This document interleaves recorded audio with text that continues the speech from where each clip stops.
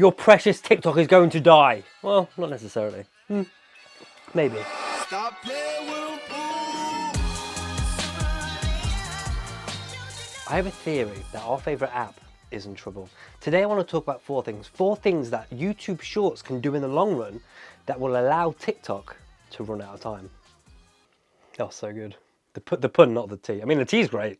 I don't need to give you a history lesson on TikTok. We all know it, we all love it, we're all on it countless hours of the day. I'd say 40% of my income comes from running TikTok for businesses. So it's one of the greatest apps ever. It truly is. After lockdown, TikTok really blew up. Before that, it was just kids dancing and people making up dance moves on the spot. And I mean, it was like that. Until lockdown, creators went on it, and then all of a sudden, it became one of the greatest things ever. People started doing pranks, people started doing really creative sketches.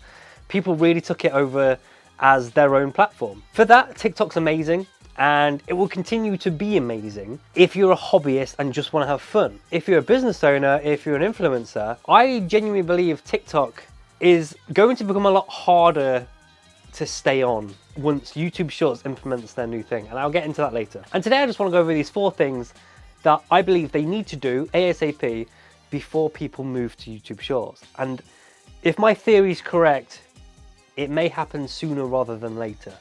Number one, short form and long form content.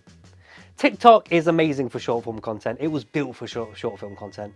You can just tell the app is designed for short form content. How many times am I going to say short form content? There's barely any description, so you can't put your Patreon links, you can't put your YouTube links, you can't put anything in your description. It's just a few hashtags, few words. Comments are hidden, shares are hidden. You have to touch a button way before that ever pops up. And of course the integration system, you're there swiping, swiping, swiping. Now, what's happening a lot recently is that people are making long form content, cutting them up into short form content. So you're going to see a lot of part 1, part 2, part 3s. And people are getting very fed up with that. It doesn't happen so much anymore because people are so fed up with it. But there were times when there were sketches and you didn't see the outcome until part 2. Or there's a story on a new serial killer, but you wouldn't see the ending until part 2. And it got so annoying, and the integration system on TikTok wasn't allowing us to see the part 2s.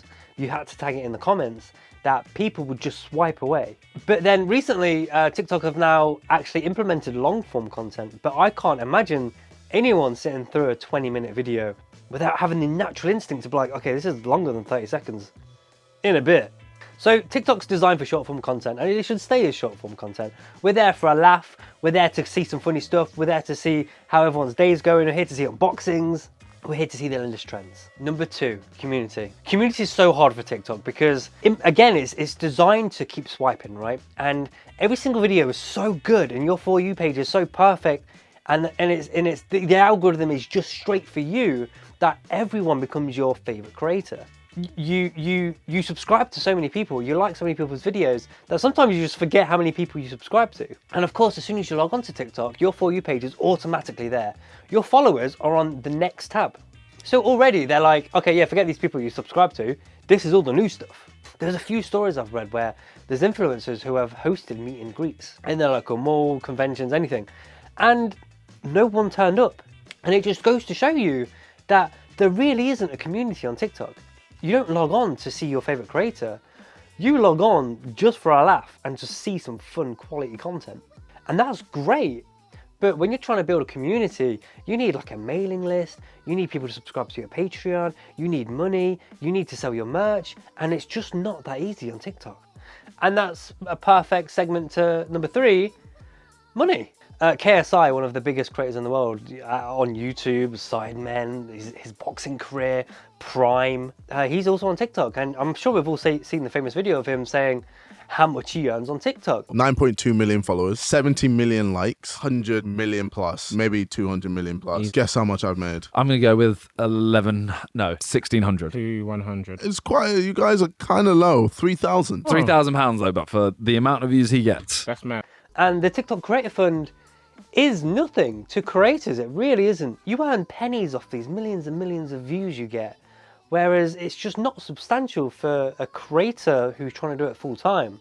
You would have to venture off into different platforms. You'd have to do a Patreon, you'd have to make merch, you'd have to make a YouTube channel, Instagram, just to get that extra bit of money and build more of a following on them accounts because you can make more money on them. And number 4, and I guess it's kind of a shit one to say, it's owned by China.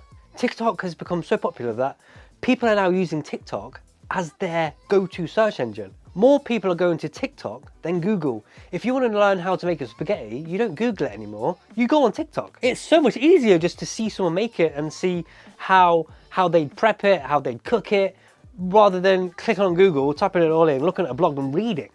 Yeah, this is the weirdest conversation I've ever had. Bar the spaghetti, there's very important data that is going into these Chinese servers, like, you know, the latest iPhone, the tech they're using, the wars going on.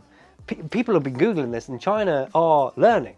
It's weird to say that's a reason why it might fail one day, but it could, right? I mean, America, if that actually does become #1 search engine, I'm very sure it is at the minute, but if it hasn't yet and it will become one soon, I'm sure America just one day will just pull it from the server and not allow anyone to go on TikTok again.